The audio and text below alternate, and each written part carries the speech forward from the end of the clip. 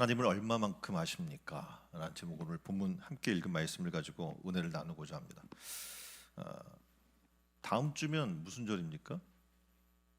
이제 대림절이 시작됩니다. 4주간의 이제 우리가 촛불 예배로 하나님 앞에 드려지게 되죠. 그러니까 대림절은 여러분이 아시는 것처럼 기다림의 절기입니다. 이미 주님께서 오셨고 다시 오시겠다 약속하신 예수 그리스도를 기다리는 시간을 우리가 갖게 되죠. 그림에 나와 있는 시가 있는데 박노해 시인의 시입니다. 이렇게 기록이 되어 있어요. 기다림, 간절한 기다림, 살아도 죽어도 기다리는 사람이 있는 생. 그렇습니다. 사실 우리 인생은 많은 시간을 어떤 사람을 혹은 어떤 일을 기다리면서 보내게 됩니다. 그러니까 여러분이 걸어가요. 신호등 앞에 섭니다. 그럼 신호가 바뀌기를 기다리겠죠. 겨울이 되면 봄을 기다리게 되고 봄이 되면 그 다음 계절을 기다리게 됩니다. 여러분이 이제 취업을 하고 이제 좀 안정적인 삶을 살기를 원하면 결혼을 기다리게 돼요. 또 결혼하게 되면 임신을 기다리게 되고 출산을 기다리게 되고 또 아기가 자라기를 기다리고 걷기를 기다리고 또 말하기를 기다리고 결국은 죽음을 기다리며 사는 게 우리 인생입니다. 그림에 보면 한 여인이 기차가 오기를 기다리고 있습니다. 그리고 그 밑에는 뭐라고 써 있냐면 난 주를 기다립니다 라고 고백을 하고 있습니다. 하나님께 세상을 사랑하셔서 이 땅에 독생자 예수 그리스도를 보내셨습니다. 주님이 이 땅에 오신 것을 우리는 성탄절로 보내게 됩니다. 거룩한 주님께서 탄생하신 날이죠. 그래서 성탄을 앞두고 하나님이 이 땅에 보내신 이미 오셨잖아요. 다시 오실 주님을 고대하고 기다리는 삶을 우리는 살기 위해 대림절을 맞게 되는 겁니다. 여러분은 얼마나 주님 다시 오시기를 기다리고 계십니까? 우리 추수감사절 때도 우리 성찬식을 하면서 뭘 해요? 마라나타, 주 예수여 어서 오시옵소서. 이게 우리 성경의 마지막에 우리 믿는 사람들의 고백입니다. 근데 우리는 사랑하시는 하나님을 얼마나 알고 계시냐는 겁니다. 우리가 하나님을 기다려야 되는데 주님 다시 오시기를 기다려야 되는데 그 주님을 내가 잘 몰라요. 그러면 얼마나 우리가 그 주님을 기다릴 수 있겠습니까? 복음주의 신학자 제임스 패커는 하나님을 아는 지식이라는 책에서 하나님을 아는 것이 중요하다는 사실을 이렇게 설명해 주고 있습니다. 아마족 부족의 한 사람을 런던 시내에 데리고 가서 필요한 것을 알려주지 않고 혼자 거기다 그냥 내버려 둔다면 이것처럼 무자비한 일은 없을 것이다 라고 이야기하면서 뭐라고 또 설명을 하냐면 마찬가지로 세상을 운행하시는 하나님에 대해서 어떤 사람이 모른 채로 살아가고 있다면 그것은 정말 우리 믿는 사람들이 그들을 정말 무자비하게 방치하는 것과 마찬가지다라고 이야기하는 거예요. 왜냐하면 하나님을 모른다면 이 땅에 사는 삶이 여러분이 아시는 것처럼 고통의 장소가 될 수밖에 없고요. 소망 없는 삶을 살 수밖에 없기 때문에 그렇습니다. 우리가 하나님을 아는 것을 등한시하는 것은 지금 그림과 같이 눈 가리개를 하고 방향 감각이 없이 살아가는 것과 같다는 거예요. 그래서 내가 안다고 여기는 것들 가만히 보면 모르는 것들이에요. 우리가 아는 것들은 어떻게 보면 보이는 것들에 대해서 제대로 몰라요. 근데 성경은 보이지 않는 세계에 대해서 우리에게 얘기하고 있기 때문에 그렇습니다. 하나님을 진정으로 우리가 알아가기를 원한다면 바로 하나님 말씀 속에서 다시 오실 주님 그리고 하나님에 대해서 깊이 알아간다면 우리의 삶은 어떻게 해요? 진정으로 삶의 변화가 일어나기 시작할 것입니다. 현대 지식의 정보는 굉장히 빠르게 변하고 있습니다. 그런데 세상 지식에 적응하다가 보니까 많은 사람들이 힘들어하고 포기해요. 특히 젊은 세대는 우리가 굉장히 빨리 모든 것들을 적응해서 신제품이 나오면 바로바로 구매해서 그것을 사용하는데 무리가 없습니다. 근데 나이가 들게 되면 새로운 제품 나오면 어때요? 좋아요? 힘들어요? 예? 여러분 부모님이라고 스마트폰 좋은 거 사다 주면 사용할 수 있으세요? 없으세요? 예? 통화밖에 안 해요. 그렇죠? 그래서 우리가 스마트폰을 통해서 수많은 거기에 기능들이 있는데 그걸 제대로 사용하지 못하는 거예요. 그래서 굉장히 스트레스를 받습니다. 여러분이 요즘 이제 어디 가게만 가더라도 어떻게 해요? 뭘 주문하려고 그러는데 현찰을 잘 안 받아요. 그렇죠? 그리고 여러분이 아는 것처럼 앞에 가서 주문을 기계에다가 해야 되는 그런 상황들을 우리는 대하고 있습니다. 그 세상에서 삶이 이렇게 빠르게 변해가다 보니까 적응하기 힘들어하는 사람들이 많아지는 거죠. 그런데 여러분이 아시는 것처럼 세상의 지식은 다 끝나요. 끝이 있다는 거죠. 하나님을 아는 지식은 성경은 뭐라고 얘기하냐면 영원하다라고 얘기해주고 있습니다. 하나님을 아는 것, 그것이 지혜의 시작이고 지혜의 완성이다라고 또한 말씀해주고 있습니다. 그래서 여러분이 하나님을 알기를 원합니다. 그리고 그 아는 지식으로 충만한 인생을 사시기를 주님의 이름으로 축원드립니다. 오늘 본문은요, 이스라엘 민족의 회개와 회복의 권면에 관한 그런 내용입니다. 호세아 6장 1절에 보면 이렇게 얘기하고 있죠. 오라 우리가 여호와께 돌아가자라고 이야기해주고 있어요. 그러니까 호세아 선지자는 훗날 죄로 인해서 고난을 당할 이스라엘 백성들이 하나님께로 돌아와야 한다라고 지금 역설해 주고 있는 겁니다. 자, 이 그림은 작자 미상인데 타이틀은 이렇습니다. 호세아와 고멜이라는 그림이에요. 성경 역사에서 나와 있는 1372년의 작품이라고 이야기하고 있는데 호세아가 바람난 아내 고멜을 통해 하나님의 심정을 간접 체험한 내용이 호세아의 내용에 기록이 되어 있죠. 어느 날 하나님은 예언자 호세에게 무척 곤란한 명령을 내리기 시작합니다. 결혼을 해. 그런데 꼭 음란한 여자와 결혼해야 하는 거야 라고 이렇게 얘기를 하시는 거예요. 그러니까 이게 좀 말이 안 되잖아요. 순결한 신부를 만나고 싶지 누가 음란한 여자를 만나고 싶겠습니까? 말씀대로 고멜이라는 여인의 이름을 가진 여인을 만났어요. 그리고 결혼했습니다. 근데 이 여인이 결혼했는데도 불구하고 바람 피우기 일쑤였습니다. 사람들은 호세아에게 와서 이렇게 질문을 하죠. 왜 이런 여자하고 삽니까? 왜 이런 고멜과 사는지 호세아는 자주 질문을 받습니다. 근데 이 호세아 내용에서는 왜 그런지를 설명해 주고 있는 것이 바로 이 호세아 내용의 답변입니다. 하나님과 그의 백성의 관계를 남편과 아내와 비교를 해요. 그리고 하나님만 바라보지 않고 다른 것들을 더 사랑하던 이스라엘 백성을 바람난 아내라 질타를 하고 있는 겁니다. 자기 아내로부터 겪은 고통을 통해서 바람난 백성을 둔 하나님과 같은 고통을 처절하게 지금 토로하고 있는 내용이 호세아의 내용입니다. 하나님의 고통을 정말 실감 있게 잘 표현할 수 있었던 내용이 바로 그런 것이죠. 그래서 호세아는 구원은 언제 시작되냐면 여호와를 향한 회개가 시작될 때 구원이 시작된다라고 선포를 하고 있습니다. 이 책이 있는데요, 토마스 보스턴의 회개라고 하는 책입니다. 여기는 굉장히 모든 사람들을 향해서 하나님의 강력한 경고의 메시지를 선포해주고 있어요. 어떤 내용이냐면 죄에서 떠나 하나님께로 돌아오라 라는 내용입니다. 오늘날 수많은 사람들이요 하나님께 옵니다.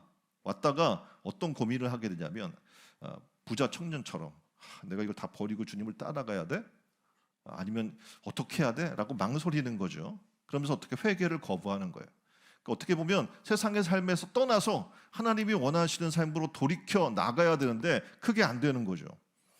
회개는요 잠시 동안 내가 죄를 후회하고 일시적으로 죄를 인정하는 것에 그치지 않습니다. 그건 회개가 아니에요. 회개는 지속적인 은혜를 얘기하는 거예요. 회개는 영혼의 계속적인 어떻게 보면 하나님을 향한 계속 갈망과 또 죄에서 떠나고자 하는 열정, 이런 성향과 상태를 얘기하는 겁니다. 그래서 마음 깊은 곳에서 죄를 슬퍼하며 돌이키려는 성향을 지속적으로 일깨우는 은혜의 원리, 이걸 회개라고 이야기합니다. 회개는 신앙생활을 처음 시작할 때 많은 사람들이 처음 관문으로 회개 한 번 하면 끝 이렇게 생각하는 사람들이 있어요. 그런데 회개는 내가 믿음의 생활을 처음 시작할 때 한 번 잠시 경험하는 것이 아닙니다. 그래서 보통 어떻게 구원받았나요? 물어보면 내가 학생회 때 수련회를 참석했는데 거기서 내가 감동받아서 눈물을 흘리고 회개해서 구원받은 것 같아요 라고 하는데 그렇게 한 번으로 우리가 이루어지는 게 아니에요. 회개는 마음속에 있는 은혜로 일평생 책임감 있게 살아갈 수 있도록 이끌어주는 원동력이 됩니다. 그래서 저자는 호세아처럼 뭐라고 하냐면 만일 회개하지 않으면 누구든지 멸망한다. 내가 주 앞에 나왔다고 얘기하지만 여전히 죄 가운데 돌이키지 않고 다시 죄 가운데로 돌아가 산다면 그럼 멸망할 수밖에 없다라고 외치고 있는 겁니다. 그래서 호세아는 우리가 회개하고 돌이켜서 하나님 앞에 하려고 하면 무엇을 해야 하는가? 오늘 주제의 말씀입니다. 여호와를 알라. 힘써 여호와를 알라라고 지금 얘기해 주고 있는 겁니다. 자, 그러면 여호와를 아는 것은 무엇을 의미하는 걸까요? 여러분 주님을 얼마나 알고 있습니까? 하나님을 얼마만큼 알고 계십니까? 3절입니다. 그러므로 우리가 여호와를 알자, 힘써 여호와를 알자라고 이야기를 해주고 있어요. 여기서 알자라고 하는 원어로 라다아트, 웨네다라고 하는 두 단어가 사용이 돼요. 근데 어근이 동일하게 되어 있는 첫 번째 바로 야다라고 하는 단어가 사용되고 있어요. 야다는요, 어떤 대상을 피상적으로 알거나 신상을 파악하는 정도의 지식이 아닙니다. 그러니까 상대방과 직접적인 관계가 있어야 돼요. 그러니까 내가 단지 지식적으로 내가 어떤 정보를 통해 책을 통해 아는 게 아니에요. 만나서 그를 경험하고 깊이 있게 그 본질을 속속들이 다 아는 지식을 얘기해 주는 거예요. 다시 말해서 하나님께서 우리를 향해서 뭘 얘기하냐면 너희가 나를 그렇게 알기를 원해. 내가 너희를 지었고 내가 너를 위해 사랑하기 때문에 너의 죄를 대신해서 십자가에 나의 아들 독생자 예수 그리스도를 못 박게 했다. 그의 죽음이 바로 너희의 죽음이 되고 라고 이야기하면서 구체적으로 우리에게 성경에서 우리에게 얘기해주고 있는 그 하나님에 대해서 우리가 말씀대로 순종하며 살면서 그분을 체험하는 삶의 모습으로 얘기하는 거예요. 그것이 아는 거예요.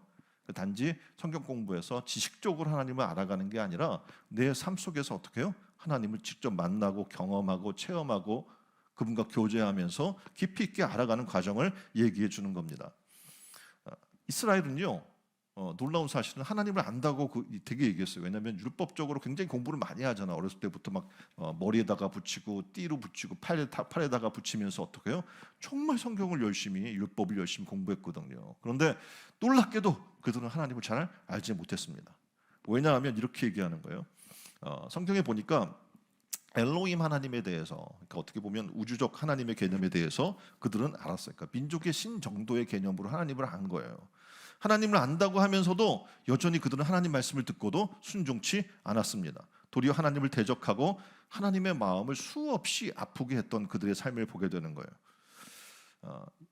예수님께서 어느 날 사마리아를 지나갔어요. 사마리아를 지나가다 수가성의 한 여인을 만나게 됩니다. 우물가에서 있었죠.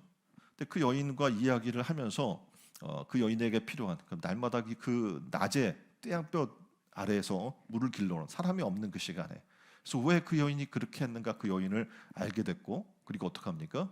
그 여인에게 진정 영원히 목마르지 않는 생수가 무엇인지를 가르쳐주게 됩니다. 이 여인은 예수님을 만나고 놀라운 변화가 일어나게 돼요. 그리고 어떻게 해요? 참 메시아임을 깨닫게 됩니다. 동네로 뛰어갑니다. 그리고 외쳐요. 와서 보라. 우리가 기다리던 메시아가 여기 있다 라고 얘기를 해요. 그 말을 듣는 동네 사람들이 우물가로 나왔습니다. 예수님의 말씀을 듣기 시작해요. 그리고 예수님을 모시고 동네로 들어갑니다. 이틀 동안을 예수님의 말씀을 들어요. 그리고 동네에 머물면서 예수님은 말씀을 그들에게 선포하십니다. 그 동네 사람들은 사마리아 여인에게 이틀 뒤에 이렇게 얘기합니다. 이제 우리가 믿는 것은 내 말로 인해, 와 보라 이 말로 인해 믿는 것이 아니라 이는 우리가 친히 그의 말씀을 듣고 그가 참으로 세상의 구주이신 줄 알미라 이렇게 고백하는 거예요. 자, 알기 시작했다는 거죠. 교회 나와요. 목사님이 말씀을 듣고 성경의 이야기를 듣는데 그냥 그걸로 듣는 걸로 끝나는 것이 아니라 여러분의 삶 속에 하나님 말씀이 직접 들려지고 체험되고 그 말씀대로 사라지게 되는 놀라운 역사가 여러분 삶 가운데도 일어나기를 주님의 이름으로 축원드립니다. 그러니까 사마리아 사람들은요, 멀리서 들려온 소문만 들은 게 아니에요. 예수님 직접 만났어요. 이틀 동안 열심히 예수님 말씀을 들었습니다. 그리고 그들은 깨닫게 됩니다. 예수님이 우리의 메시아구나, 우리를 구원할 구원자시구나, 우리가 기다려왔던 바로 그분인구나 라는 것을 깨닫게 되는 거예요. 우리도 마찬가지입니다. 주의 말씀을 들으면 들을수록 우리는 예수님이 누구인지 알기 시작하게 돼요. 자, 그러면 그 하나님과 우리와의 가까워지는 그런 삶의 모습 가운데 우리가 어떻게 그분을 알아갈 수 있는가? 두 번째, 하나님과의 긴밀한 관계를 통해서 하나님을 알아갈 수 있어요. 여러분이 한 마을에 살거나 한 동네에 살거나 한 학교에 다녀요. 그래도 뭐 4년을 같이 다니고 대학을, 어떤 친구는 막 7년을 같이 다니는 친구들도 있어요. 그러면 그 친구를 잘 알아야 되잖아요. 한 학교에 7년을 같이 다녔으니까. 근데 전혀 이름만 알고 얼굴만 알고 모르는 사람들이 많아요. 왜입니까? 친밀한 관계를 형성하지 않았기 때문에 그렇습니다. 교회에 막 10년, 20년 다니지만 하나님과 친밀한 관계를 세우지 못하는 사람도 있다는 거예요. 그냥 뜰만 밟고 가듯이 그 교회의 문 앞만 왔다 갔다 했던 사람들이 그런 겁니다. 호세아는 여호와를 알라라고 계속해서 반복해서 이스라엘에게 호소하고 있어요. 이유는 바로 이겁니다. 하나님과의 친밀한 관계를 원하는 거예요. 지금 기독교 숫자가 우리나라 인구의 상당 비율을 차지하고 있죠. 한국의 기독교 퍼센테이지는 굉장히 높습니다. 그런데 그리스도인들이 긍정적인 영향력을 행사하지 못하는 거예요. 뭐 이전에는 뭐 4명 중에 1명이 크리스찬, 지금 뭐 5명 중에 1명 크리스찬 이렇게 얘기를 하고 있는데, 그렇다면 엄청난 변화가 일어나야 되는 거거든요. 그 정도 퍼센테이지면. 근데 긍정적 영향력을 행사하지 못하고 각종 부정에 영리되기도 하고 하나님 바로 알지 못하는 반증으로 그렇게 잘못된 이미지가 세상에 비춰지고 있는 겁니다. 호세아의 촉구는 바로 이러한 그리스도인들을 향한 호소입니다. 하나님을 제대로 너희가 알아야 돼. 하나님을 제대로 알지 못하니까 우리가 죄악 가운데 있게 되고 우리가 하나님의 이름을 정말 어떻게 먹칠하는 그런 이 삶을 살 수밖에 없지 않니? 라고 얘기해 주는 겁니다.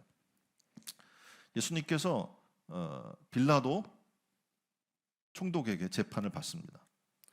로마에서 파견한 총독 빌라도는 붙잡혀온 예수님에게 직접 이렇게 물어봅니다. 진리가 무엇이냐? 예수님에게 물어보는 거예요. 진리이신 그분께. 빌라도는 앞에 계신 예수 그리스도가 진리인 것을 앞에다 놓고도 알았어요? 몰랐어요? 몰랐단 말이에요. 그리고 그분이 우리를 구원하러 온 메시아인 줄 알아요? 몰라요? 몰랐어요. 다시 말해서 우리가 주님 바로 옆에 있어도 우리가 믿지 못하면 어떡합니까? 하나님과 긴밀한 관계를 형성하지 못하면 그분을 알 수가 없는 거예요. 빌라도가 진리이신 예수님을 알아볼 수 있었다고 한다면 아마 역사는 바뀌었을 거예요. 빌라도는 사도신경의 매주일, 오늘도 외운 여러분의 사도신경에서 등장을 합니다. 본디오 빌라도에게 고난을 받아. 빌라도는 예수님에게 진리가 무엇이냐라고 묻기는 했지만 그 답에 대해 어떻게 들을 생각도 믿을 생각도 없었던 겁니다. 우리 그리스도인들은 하나님을 아는 일에 힘써야 합니다. 옆에 분에게 좀 얘기해 줄까요? 하나님을 아는 일에 힘씁시다. 자, 여러분은 지금 하나님의 관계가 어떤가요? 하나님과의 관계가 소홀하신가요? 아니면 긴밀한 관계를 형성하고 있나요? 그렇다면 한번 5가지를 체크해 볼 텐데 한번 체크해 보세요. 내가 하나님과 관계가 어떤가? 첫 번째, 내 안에 내적 잡동사리가 가득해서 하나님과의 관계를 가로막고 있는 것들이 있는가? 고민이 많아요. 염려가 많아요. 근심이 많아요. 예배 시간에 앉아있지만 여러 가지 해야 될 일들이 계속 내 머리에 떠오릅니다. 시험을 앞두고 있어요. 공부 생각을 하겠죠. 또 사귀는 사람이 있어요. 그럼 어떡합니까? 그 사람을 생각하겠죠. 이렇게 내 안에 내적 수많은 잡동사리들이 있기 때문에 하나님과의 관계를 가로막아요. 말씀이 들리지 않아요. 그래서 여러분이 밭에 4가지 밭을 얘기할 때 하나가 어떤 밭이 있어요? 가시 덤불이 있는 밭이 있죠. 그러니까 씨가 떨어지긴 하는데 자라지를 못해요. 왜냐하면 세상 염려와 근심과 걱정이 가로막아서라고 이야기하는 것처럼 우리 안에 이런 내적 생각들이 가득 차게 되면 하나님과의 관계가 가로막히게 되는 겁니다. 하나님은 여러분 잘 아셔야 되는 게 뭐냐면 지금 우리가 예쁘게 꾸미고 시간을 투자해서 깔끔하게 옷 입고 여기 와서 앉아 있다고 하나님이 여러분의 겉모습을 보는 게 아니라 뭘 보셔요? 마음 중심을 보시는 하나님이라는 것을 우리는 잊지 말아야 합니다. 그래서 하나님과의 관계는 나의 중심과의 관계지 외적 관계가 아니에요. 그래서 우리는 신앙의 삶을 어떻게 합니까? 나의 마음 중심 보시는 하나님 앞에 하시기를 바랍니다. 2번째 질문. 인생의 방향성. 나의 인생의 방향성이 어떤가? 나의 인생의 방향성이 하나님의 영광을 위한 것인가? 아니면 먹는 것, 마시는 것, 뭐 이런 세상적인 것으로 가득 차 있는가? 하나님의 말씀은 단순한 율법책이 아니에요. 우리 인생길을 안내해주는 지도와 같습니다. 그런데 우리가 세상으로 자꾸 눈을 돌려버리면 길을 잃어버리는 거예요. 인생의 방향성을 잃어버리는 거예요. 내가 왜 사는지 몰라요. 목적을 몰라요. 내가 존재하는 이유를 몰라요. 그냥 먹고 사는 것, 성공하는 것, 세상 사람들이 이야기한 성공 기준에 의해 살아나가게 되는 거예요.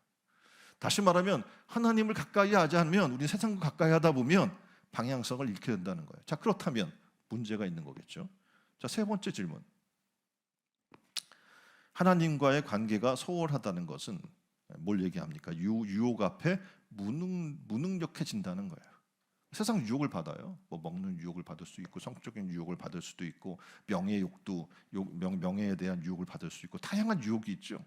그런데 하나님과 가까운 사람은요 이런 유혹이 별로 영향을 미치지 못합니다. 그런데 하나님과 가까이 있지 않는 사람들은요 이런 유혹에 쉽게 넘어지게 되어 있어요. 죄와 싸움에서 쉽게 패하게 되어 있습니다. 나의 삶은 어떻습니까? 세상과 가깝습니까? 그래서 하나님의 말씀에 그래서 예수님께서 광야에서 40일 동안 금식하면서 시험을 받잖아요. 먹는 걸 가지고 명예를 가지고 그렇죠? 그리고 뭐 이런 것들을 가지고 시험을 받는데 동일해요. 우리도 그때 하나님과 가까이 하고 말씀을 가까이 하는 사람은 분명히 이러한 시험을 극복하게 되는 겁니다. 자, 네 번째 질문이 이러해요. 뭐냐면 영적인 민감성이 있는가라는 거예요.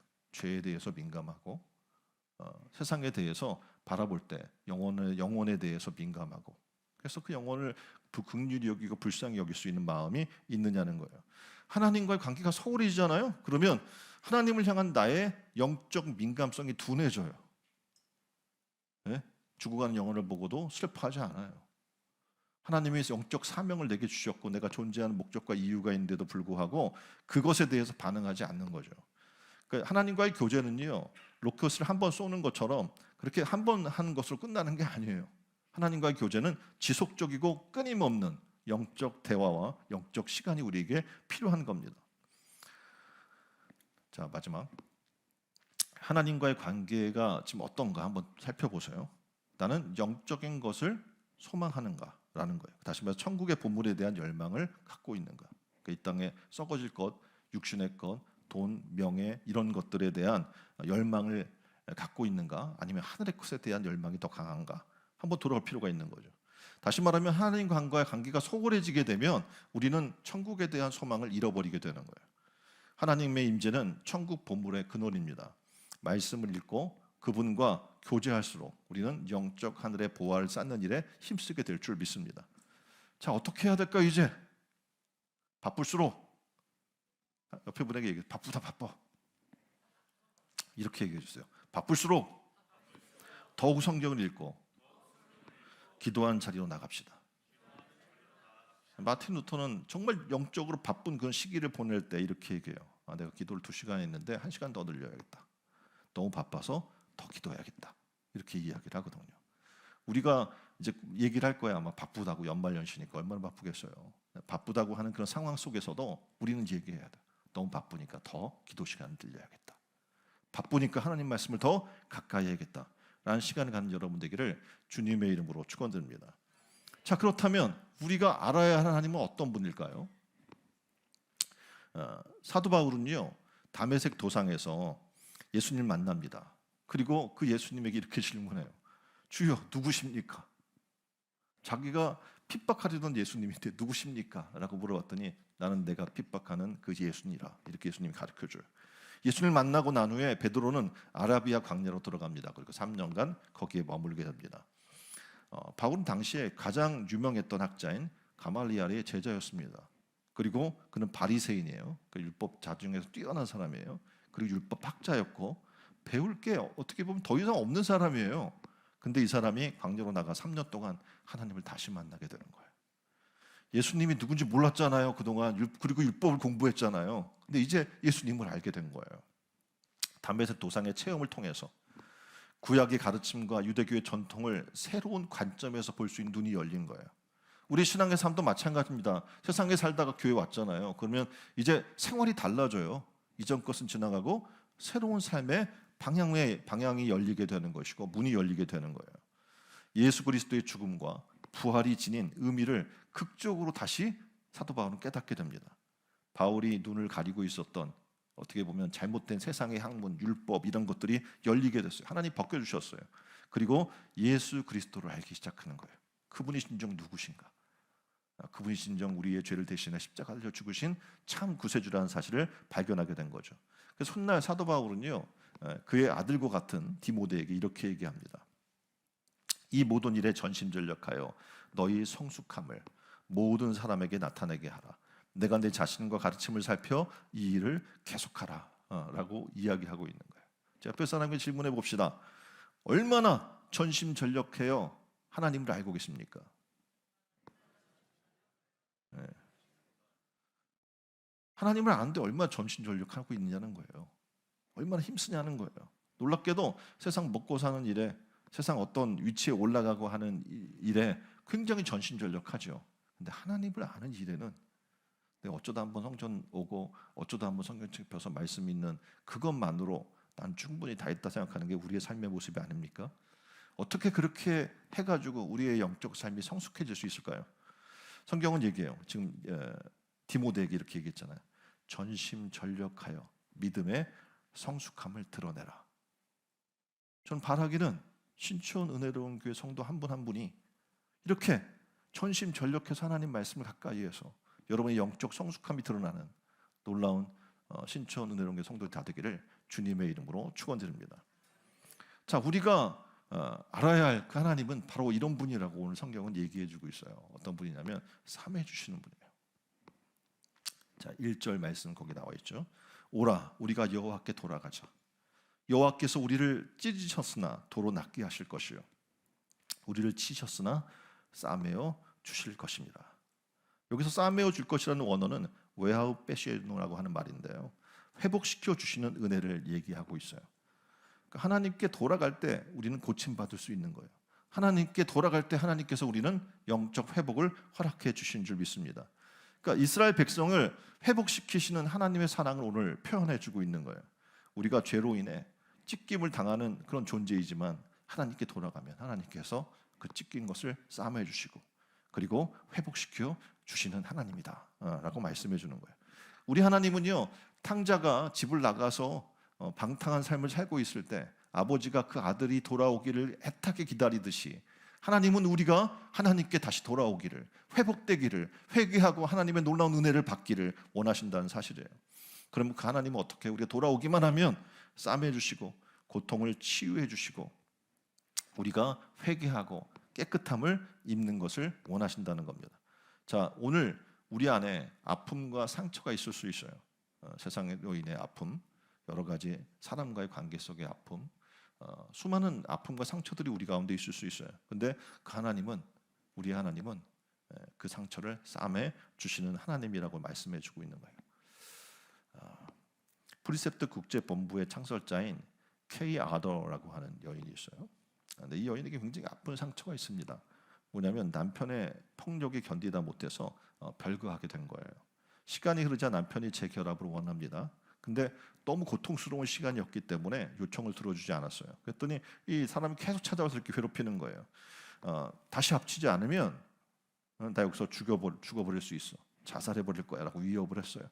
근데 도저히 같이 합칠 수가 없어. 너무 고통스러운 시간이었기 때문에. 그래서 거절했어요. 남편은 결국 자살했고 그로 인해서 심한 죄책감에 시달리며 방황하는 삶을 살게 됩니다. 그리고 어느 날 하나님을 만나게 됐어요. 그래서 그녀의 저서 영적 치유라고 하는 책에서 이렇게 이야기합니다. 남편의 자살로 인한 상처, 별거로 인하여 두 아들에게 준 상처, 그리고 그 후에 계속 정결치 못한 삶으로 아이들에게 준 더 큰 상처, 그 수많은 죄와 상처들이 너무 괴로웠는데 하나님을 만나고 온전히 치유되었습니다. 하나님께서는 나의 이 상처를 싸매 주셨습니다 라고 고백을 하고 있는 거예요. 그녀의 상처와 고통받는 것과 그 모든 것들을 세상 누구도 알아주지도 않았고 그 상처에 어떻게 해요? 어떻게 보면 소금을 뿌렸지 그걸 치유해 준 사람이 없었어요. 그런데 그녀를 만져주시는 분이 계셨어요. 누구냐? 바로 하나님이셨습니다. 우리의 삶도 시련과 고통의 골짜기를 지나갈 때가 있어요. 좋을 때만 있겠습니까? 우리의 삶이 어려울 때가 더 많잖아요. 근데 그때 하나님께 나오면 하나님은 우리의 상처를 싸매해 주시고 치유해 주시고 회복시켜 주시는 분이라는 사실을 믿으시길 바랍니다. 하나님은요, 오늘 본문에 얘기하는 것처럼 살리시는 분이에요. 내가 죽어가는 나를 다시 일으켜 살리시는 분이에요. 회개하고 돌이키면 싸매 주시고 낫게 해주시고 그리고 어떡합니까? 다시 붙들어 세워 주십니다. 우리가 고난의 골짜기를 지나간다고 할지라도 환난의 골짜기를 지나갈지라도 우리가 해야 할 일 한 가지가 있어요. 뭐냐면 하나님을 바라보는 거예요. 그분을 앙망하는 겁니다. 그러면 하나님의 사랑으로 우리 가운데 임해서 우리는 그 삶에서 회복되고 승리케 될 줄 믿습니다. 자, 대림절을 앞둔 신촌 은혜로운교회 성도 여러분 모두가 쌈해 주신 하나님께 나아가는 대림절이 되기를 주님의 이름으로 축원드립니다. 우리 하나님은 첫 번째 쌈해 주시는 하나님이었는데 또 두 번째는 어떤 하나님이에요? 일으키시는 분이에요. 본문 2절의 말씀입니다. 여호와께서 이틀 후에 우리를 살리시며 셋째 날에 우리를 일으키시리니 우리가 그의 앞에서 살리라 라고 얘기해 주고 있어요. 여기서 일으키시라는 원어는 예키메누라고 하는 말인데 앉아있는 자리에서 일어나는 행위를 얘기해 주는 거예요. 그러니까 하나님이 멸망과 죽음의 형편에 처한 이스라엘을 다시 일으켜 주시겠다라고 지금 말씀해 주고 있는 겁니다. 이 도표는 자립 준비 청년의 자살 충동을 조사한 내용입니다. 몇 프로예요? 50%예요. 그러니까 반 정도가 어떻게 해요? 죽고 싶다는 충동을 지금 느끼며 살아간다는 거예요. 한국대학 선교회 CCC를 설립한 김준건 목사의 꺼진 등불 속의 새빛이라는 글에서 나온 이야기인데 한 청년이 자살하려고 극약을 먹었어요. 왜냐하면 자신의 삶의 모든 것이 지금 실패다라고 생각했기 때문에 그래요. 사람들과 가족들에게 배신당하고 버림받았다고 생각했습니다. 아무리 해도 내 잃어버린 이 삶을 회복시킬 방법이 없는 거예요. 절망감에 극단적인 선택을 한 겁니다. 근데 그에겐 좋은 친구 한 명이 있었어요. 그래서 그 친구가 그 사실을 발견하게 됐고 그리고 병원으로 데려가서 그를 살렸습니다.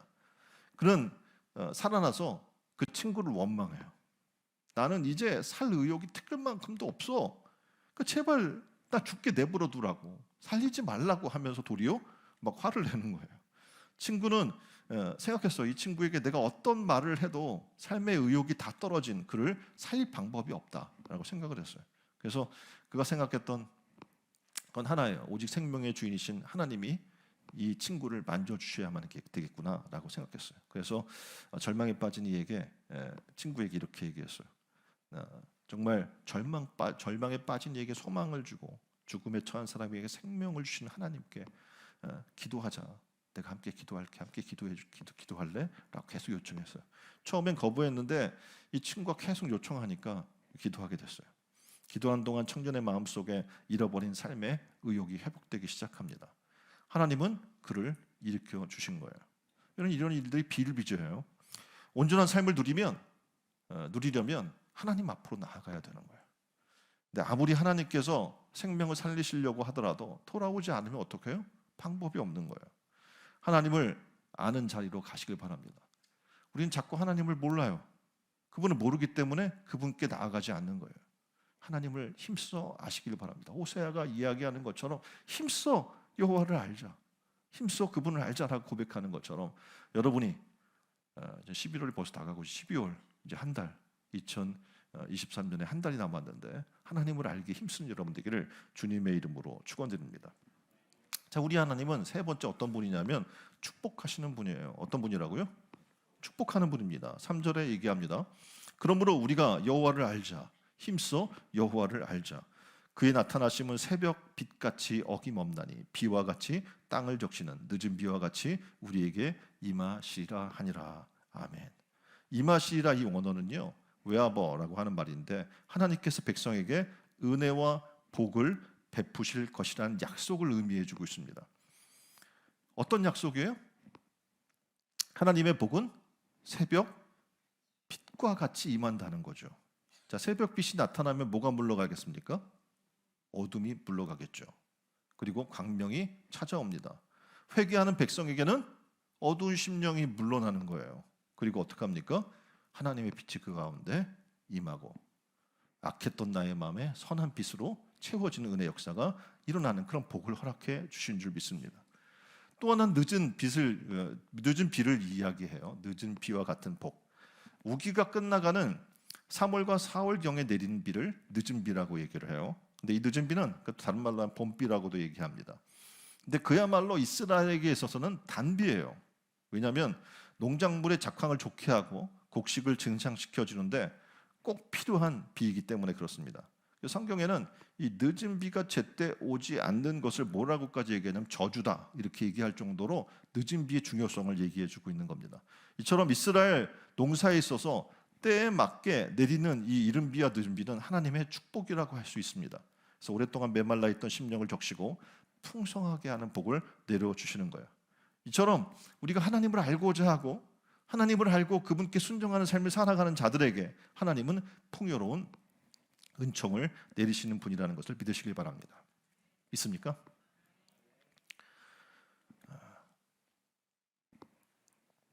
프랑스의 폴 귀스타브 도레라고 하는 사람 화가예요. 이 화가는요 성서의 내용들을 소재로 한, 왼쪽에 보면 이렇게 홍수인데 파나로, 그러니까 사파 형식으로 이렇게 성경의 내용을 표현했어요. 근데 그의 제자가 예수를 그린 그림을 그에게 보여주었습니다. 도레는 그림을 한참 살펴본 후에 제자에게 이렇게 말합니다. 자네가 그분을 사랑하고 알았다면 더 좋은 그림이 나왔을 것이네.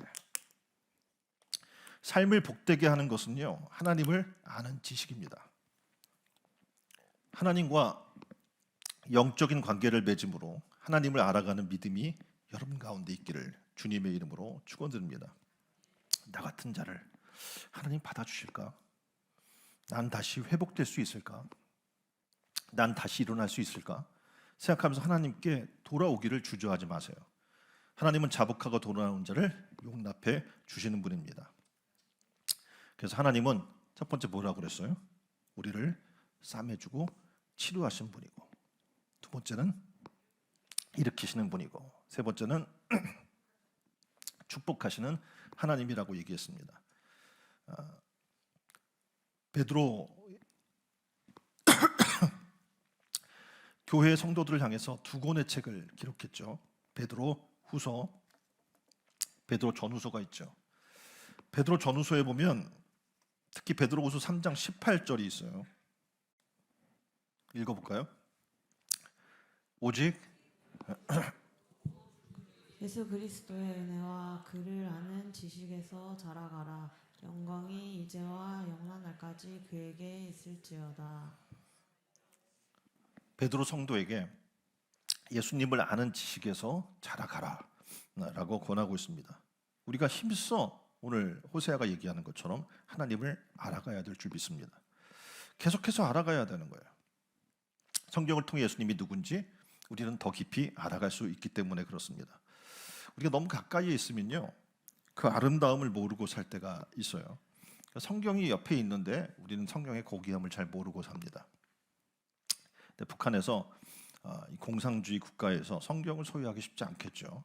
그래서 그림은 기독교인을 탄압하는 북한에서 지하 교회 기독교 신자들이 정부 당국의 눈을 피해서 몰래 성경을 읽는 장면입니다. 비밀리에 쪽복음을 소유해서 은밀히 모여 성경을 읽어요.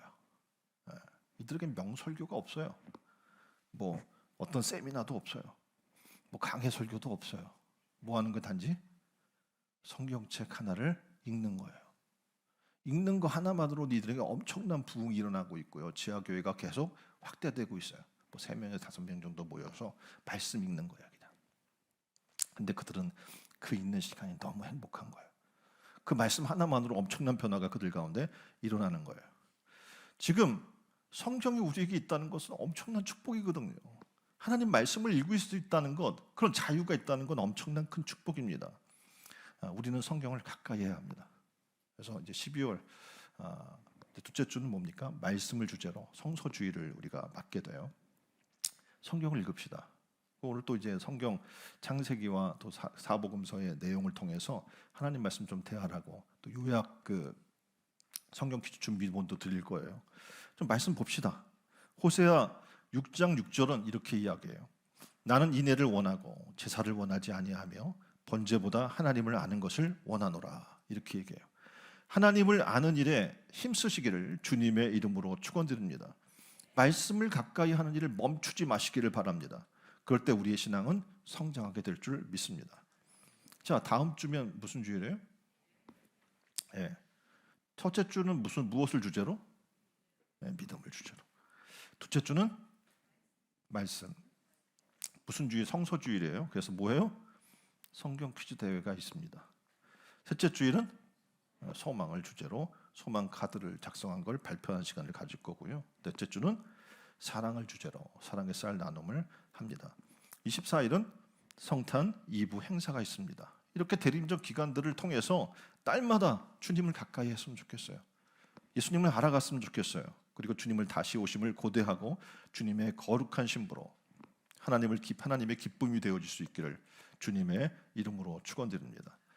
이 시간 이제 다음 주부터 대림절이 시작되는데 하나님 주님을 이 땅에 보내신 걸 감사합니다. 나를 죄를 대신해 십자가에 달려 죽게 하시고 내가 살게 하심을 감사합니다.